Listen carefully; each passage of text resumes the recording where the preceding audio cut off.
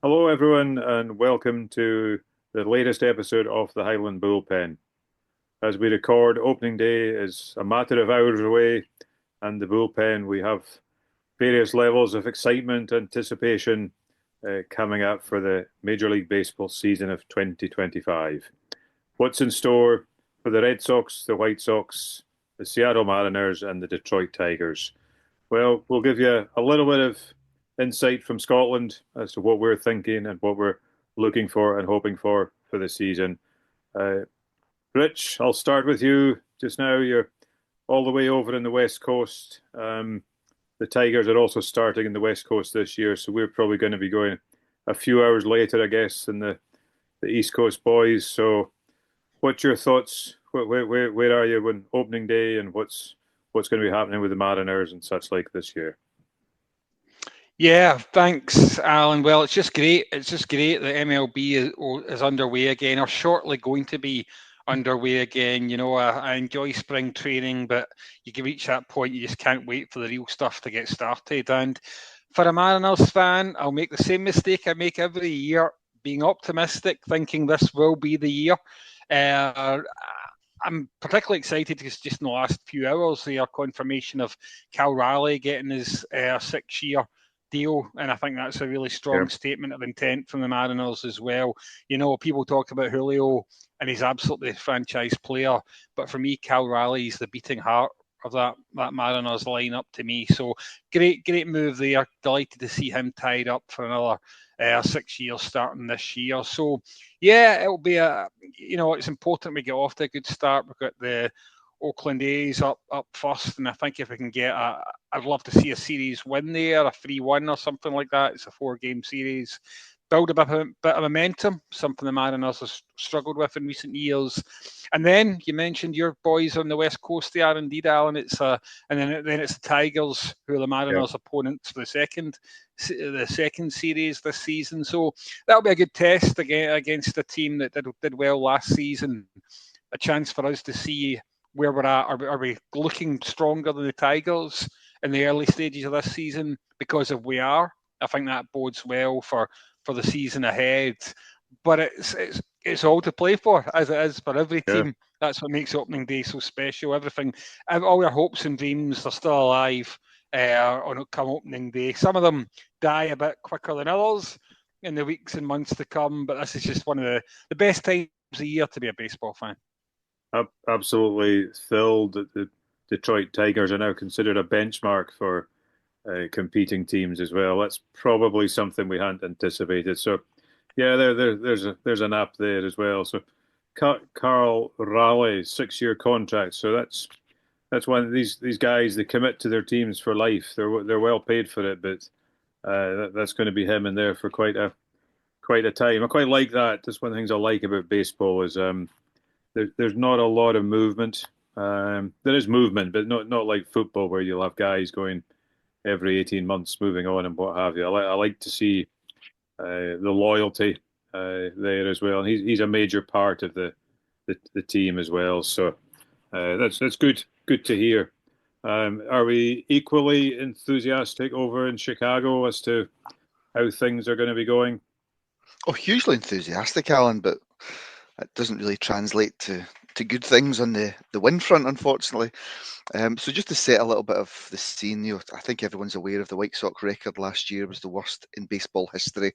And as you and I were having a chat before we went live, a 20-game improvement for the White Sox would actually, I've heard this spoken about in other podcasts, a 20-win improvement for the White Sox would actually be one of the greatest feats in baseball recent history.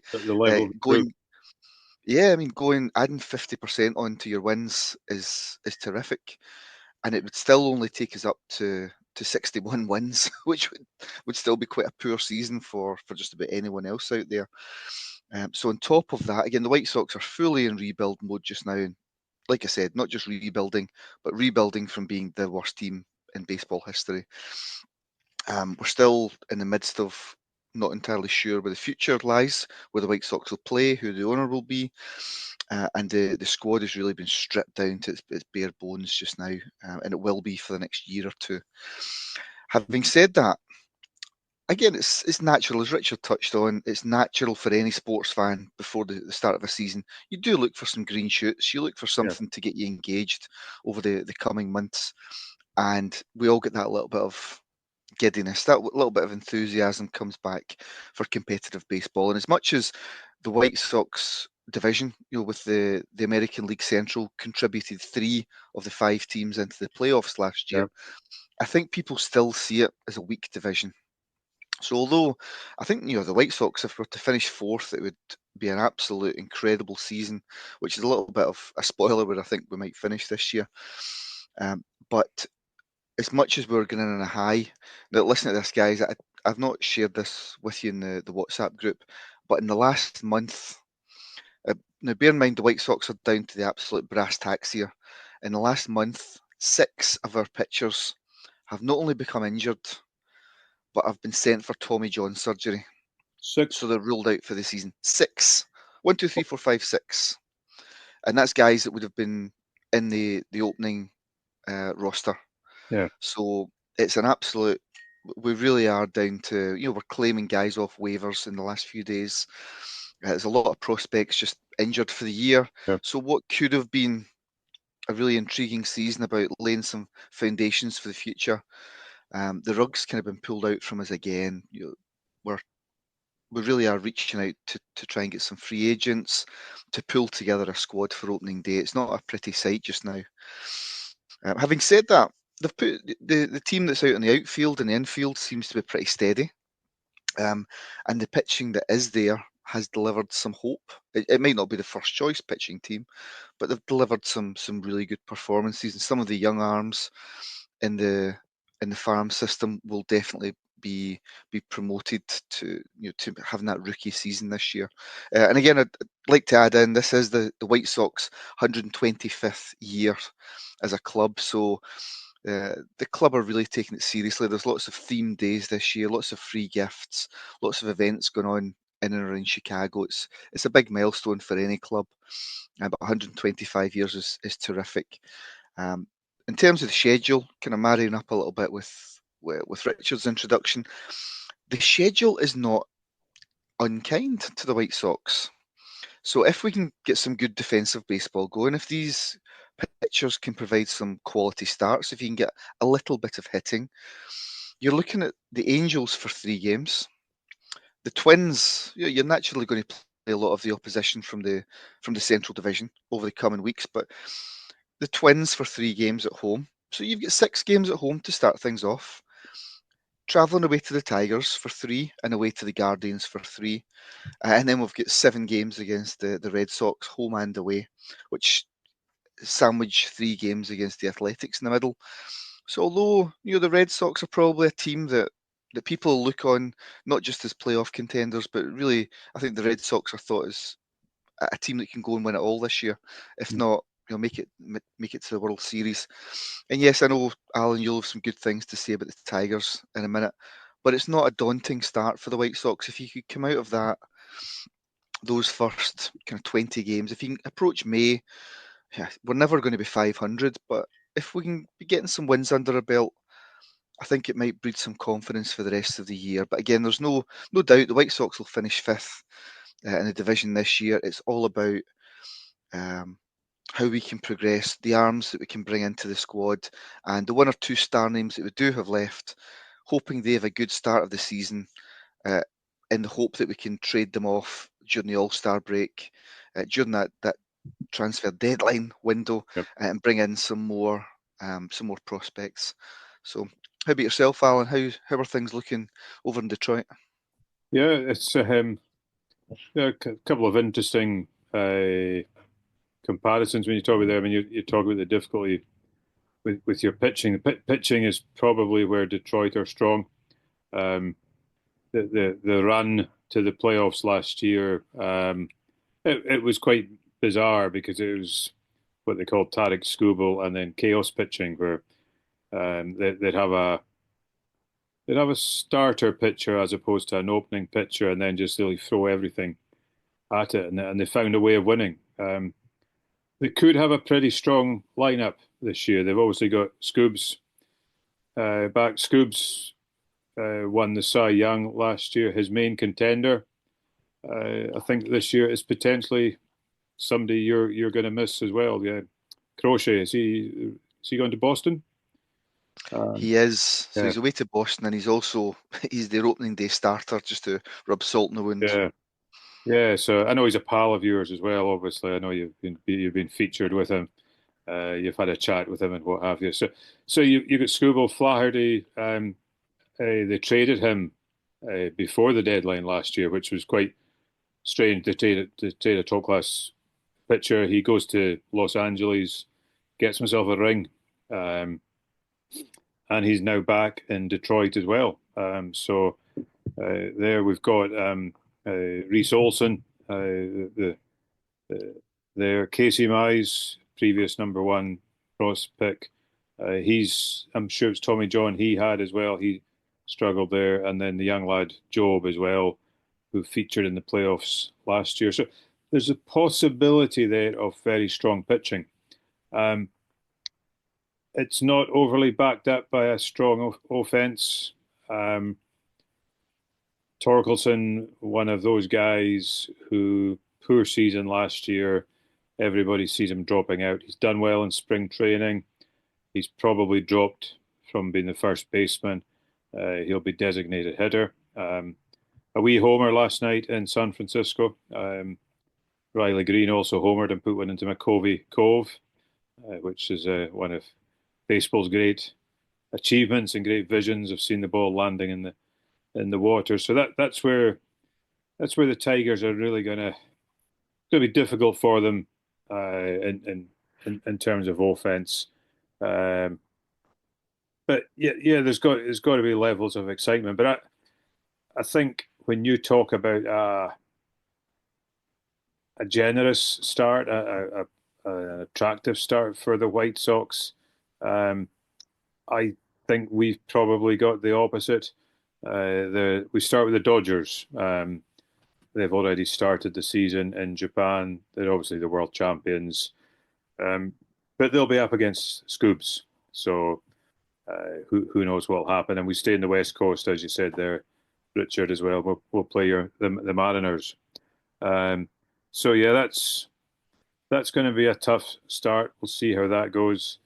Home series for opening day against the White Sox, and that's the stage we then got to start picking up a series win. You got to have a series win. We've got to do well out of that. But we then have it gets tough. After the White Sox, we're going to pump the Yankees, so we can go there. But then we're playing the Twins. The Twins didn't have a great ending to the season last year. They would probably be a wee bit peeved, and I think they might be the main contenders, according to the bookies, might be the contenders to the Tigers for the AL Central this year. But whether they have something to prove from a disappointing climax to last season, I'm not sure. So yeah, so I don't know. Yeah, your thoughts there in the AL Central, Dave? I was just going to ask you, Alan, when's the last time the Tigers won the division? Ooh, I don't know that off the top of my head. Okay. I tell you, I'll let you have a look then, whilst I ask Richard the same. What's the Mariners' best performance in your division, Richard? Are you aware at all? Oh, the all time? Do you mean? Yeah. Just what's the best showing ever? I think we had it was a 112 win season or 116 win season. I think back, the best ever. I'm pretty sure. We certainly won't be getting anywhere near that this year, but I would take anything north of 90. I think that's the benchmark for the Mariners this season. We came up short for the playoffs last year. We won 85 games, lost 77, north of 90 or north.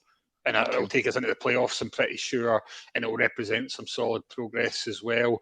Like Alan mentioned with Tigers, pitching will again be, I think, the key for the Mariners, but they've got to give those guys some help. We've got an incredible pitching rotation, but to avoid wasting that, we really do need to start getting some runs on the board and doing it early.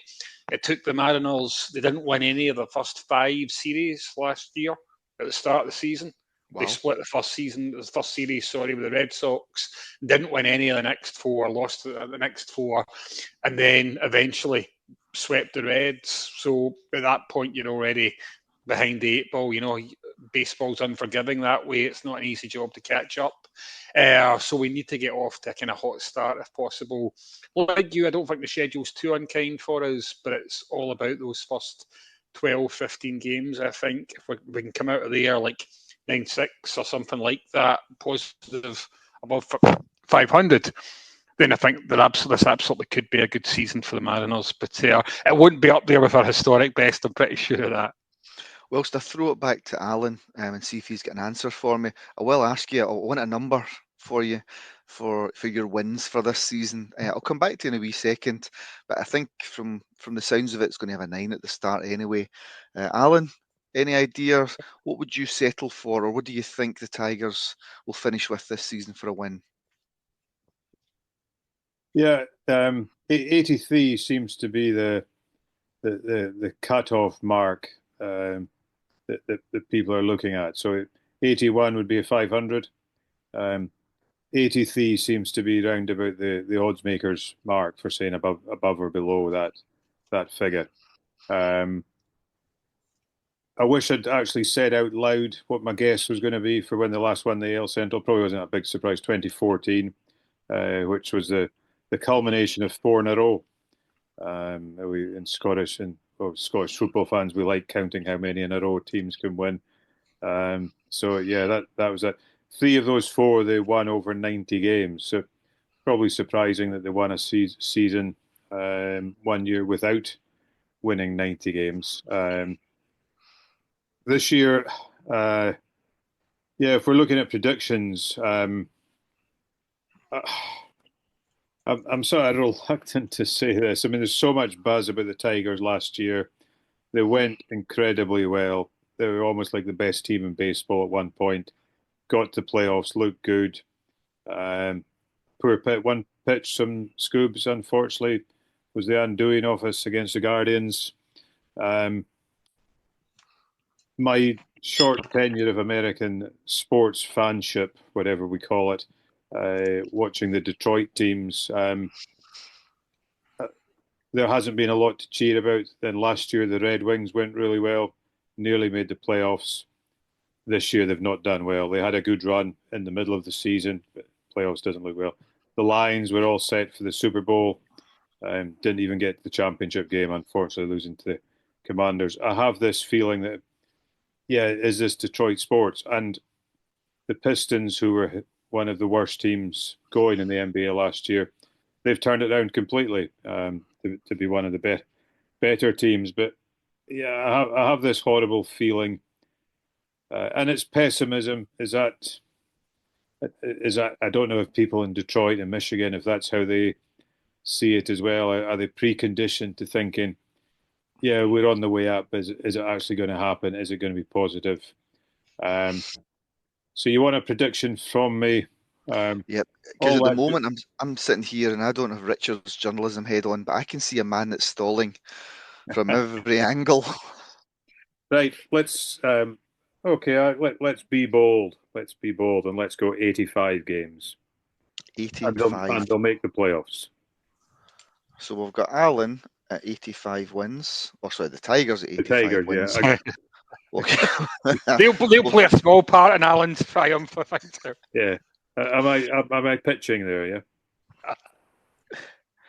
And Richard, how about yourself? Have you settled on a magic number for the Mariners? I'll go for 91 wins. 91, lovely. And just for the record, I am going to put the White Sox at 63 which would be an incredible step forward. It would still mean that we lose 99 games this season, but I've just got a slight feeling that I've not even been drinking yet today.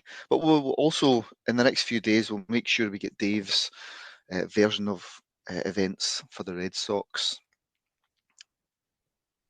Yeah, Dave. I'll catch up with Dave and see what he's thinking in terms of the Red Sox. Yeah, a lot of people call the AL East a sort of hard, tough division, and the Orioles have come through as probably one of the smaller franchises there, but they seem to be pulling their weight, giving the others a good go there as well. But AL Central, 3 teams in the playoffs.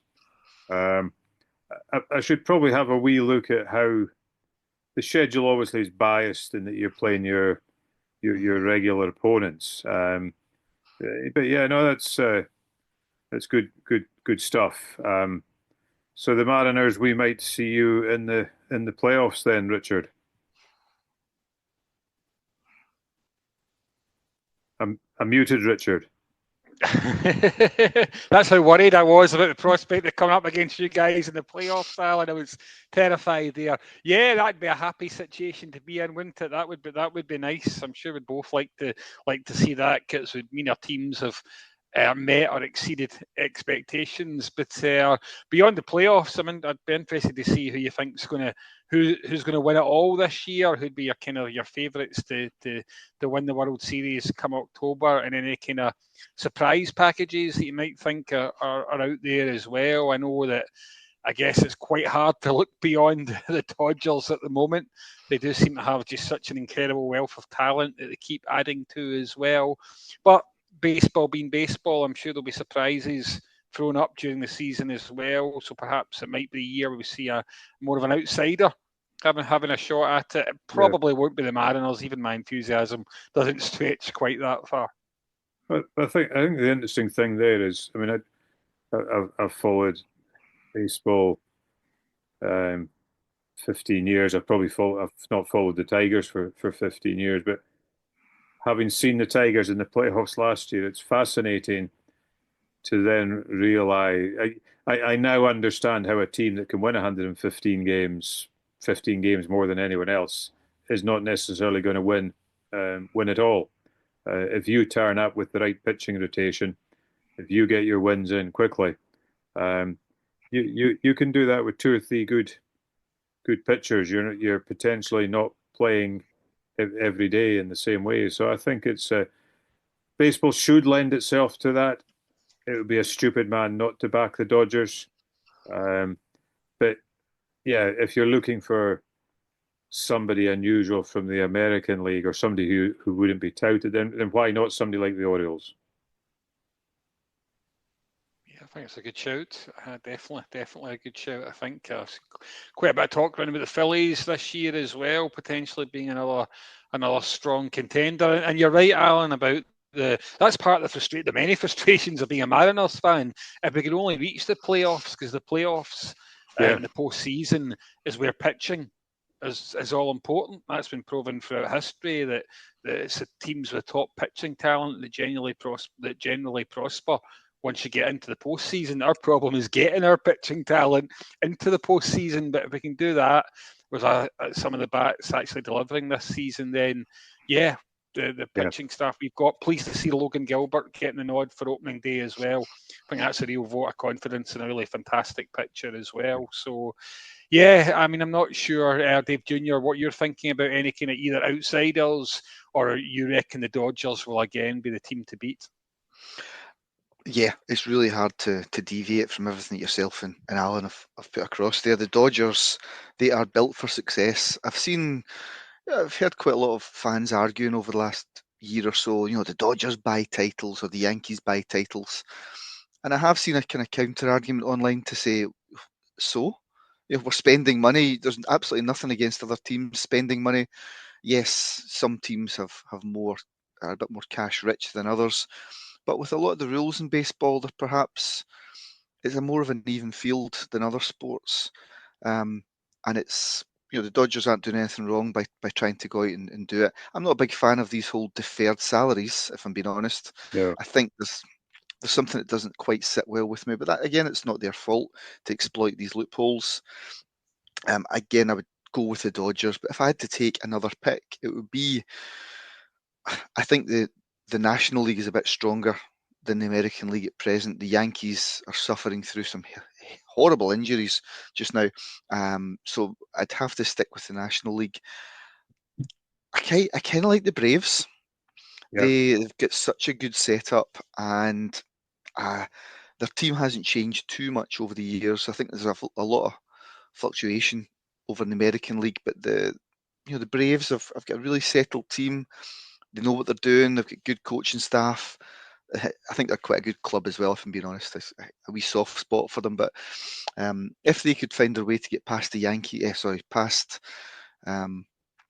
those other teams in the National League and make it to the World Series, it wouldn't shock me if they were to win it. I'm not sure of their record over the years, if they've ever went on to win it. I'm sure they have at some point, but they've got a good team, and I think they're well capable of it this year, should the Dodgers slip up.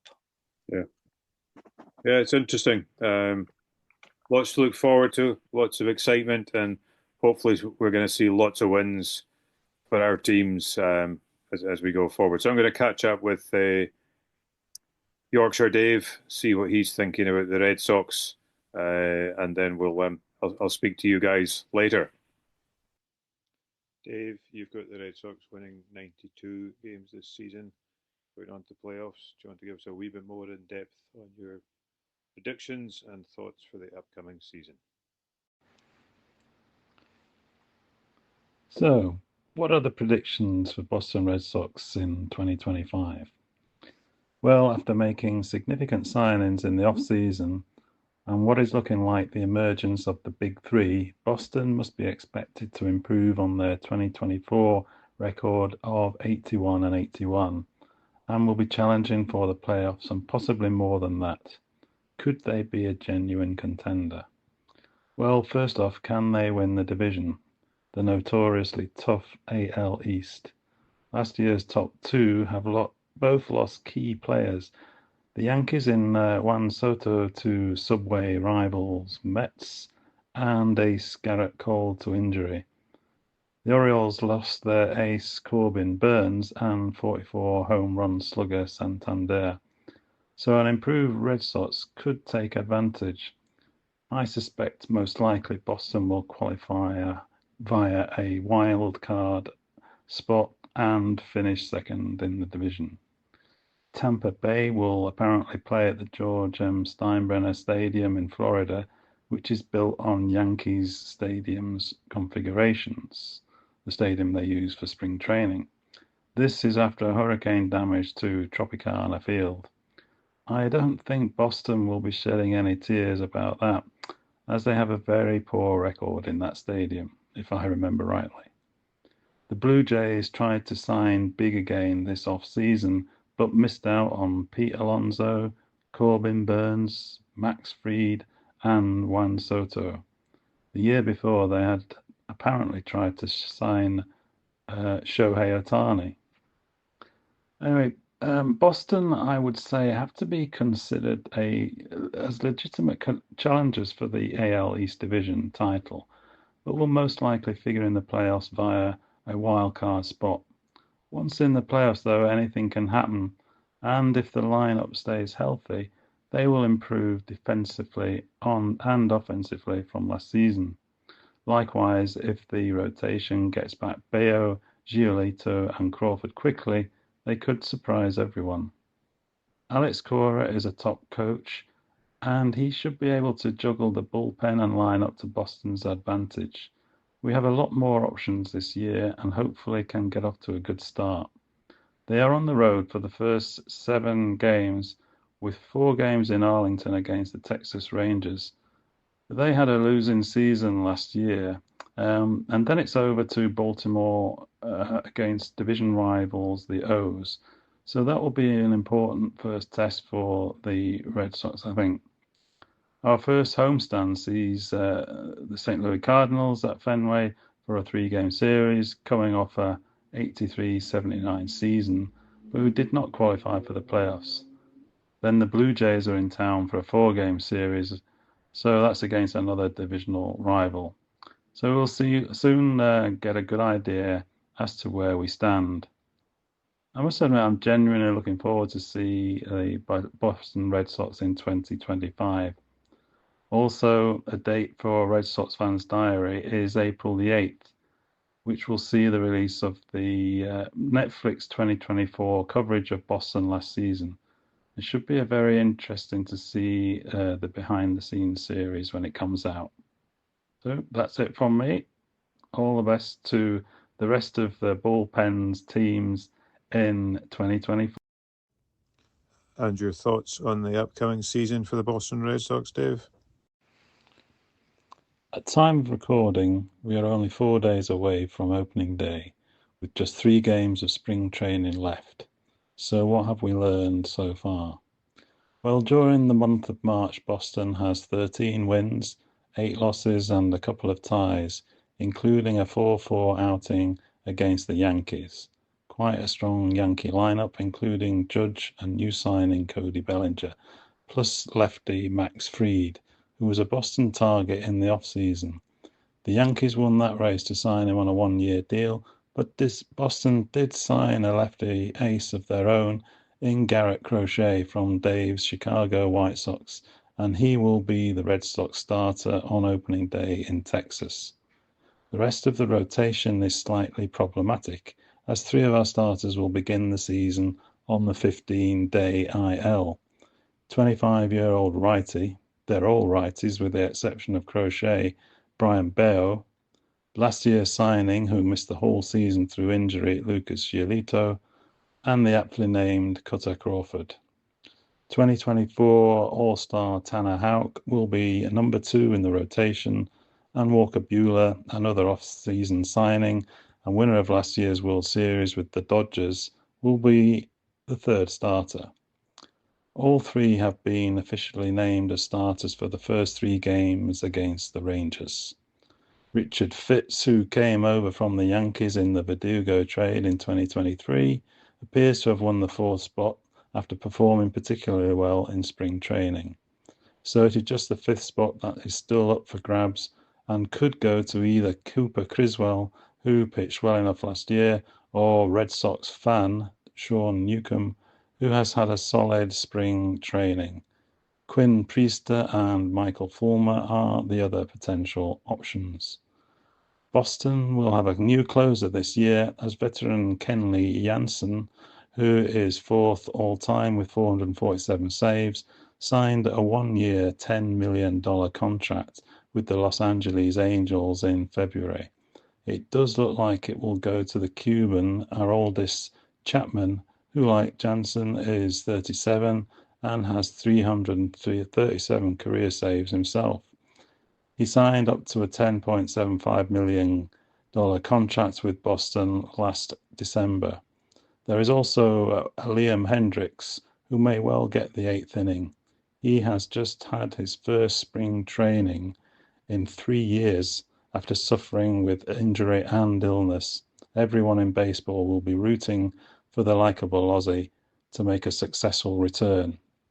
He has accepted that Chapman deserves to take the 9th, and in typical Aussie style, laughed off his ERA being down to 9.95 the other day. The batting lineup has taken shape with the first 5 pretty much decided a few days back. Lead-off man will be the speedy outfielder Jarren Duran, and the 2024 All-Star MVP. He's a lefty. Batting second will be Rafi Devers, also a lefty, and he will be the DH. In the number 3 spot is marquee signing our right-handed third baseman Alex Bregman, and in the cleanup position Tristan Casas, the left-handed first baseman. The 5 hole belongs to Trevor Story, shortstop and right-handed bat, who will be hoping for an injury-free season. So Bregman wins the battle for third base, with Boston wanting to go easy on star man Rafi Devers after his shoulder injury in the second half of last year. He will be the designated hitter. Rafi moves up to the second position on account of head coach Alex Cora wanting to put a right-handed bat, Alex Bregman, in between the two lefty power hitters, Devers and Casas. So what to look out for? Well, the big three. This is the term being applied to Boston's trio of top prospects I mentioned in our first episode this season. Christian Campbell, Roman Anthony and Marcelo Meyer, who seem destined to play a big part this season. 20-year-old Christian Campbell could well win the second base position, possibly edging out David Hamilton and Vaughn Grissom. Connor Wong will be the catcher, and Mulia Abreu and Rob Refsnyder will platoon the right field position, with Sedan Rafaela completing the outfield. Other players who may feature are Trace Thompson and Masataka Yoshida, who needs to bounce back from injury and slightly disappointing form as an outfielder. With Devers looking like the DH, it is going to be tough for Massa to fight his way back into the lineup. There's Romy Gonzalez and catcher Carlos Naves in the mix as well. If I have missed anyone out, I do humbly apologise. That's it from Boston Red Sox. Cheers.